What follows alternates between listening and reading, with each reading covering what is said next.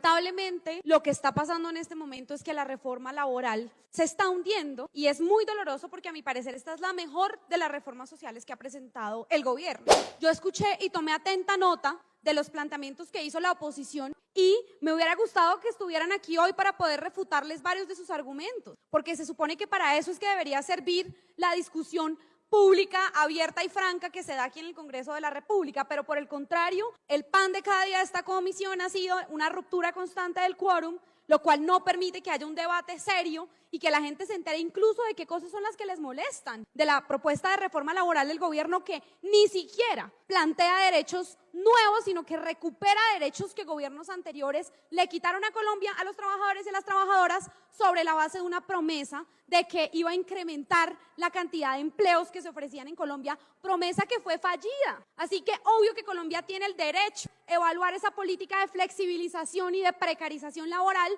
y proponer otro mecanismo para incrementar los ingresos y los derechos de los trabajadores y de las trabajadoras. Varias cosas se dijeron acá que a mí me parecen, pues por lo menos faltas de rigor. Uno, no se puede afirmar a rajatabla que se iban a destruir 400.000 empleos con la propuesta de reforma laboral, porque si revisamos en detalle el informe del Banco de la República, pueden encontrar que hay supuestos muy ficticios que sustentan este modelo, como por ejemplo que los trabajadores formales son los dueños del capital, como por ejemplo que todo gasto público es improductivo. Eso, por ejemplo, desconocería los efectos que tendría una política industrial o una política de fortalecimiento del sector MIPYME que acompañara esta reforma laboral de manera que no implicara el cierre de las empresas, sino que por el contrario incrementara la capacidad de consumo de los trabajadores y que también hubiese subsidios, por ejemplo, para el sector MIPYME. Análisis a rajatabla y tan simplista, y perdónenme que lo diga así, pero me parece que es muy politiquero y ramplón decir que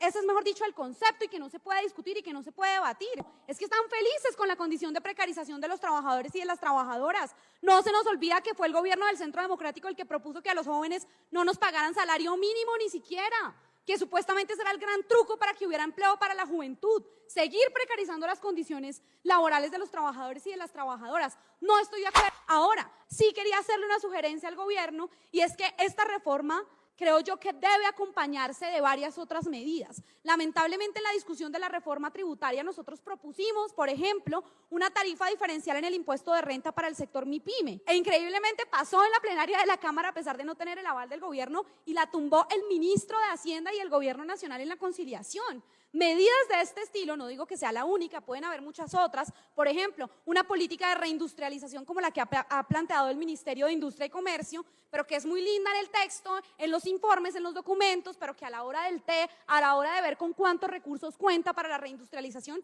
pues no son suficientes. Eso hubiera sido un muy buen anuncio para acompañar una política de recuperación de derechos laborales. Por eso es que hoy me parece que al tiempo que hay movilizaciones de la oposición, me hubiera gustado muchísimo poder dar un debate mucho más público y riguroso sobre estas discusiones. Es un dogma que ha sido refutado incluso por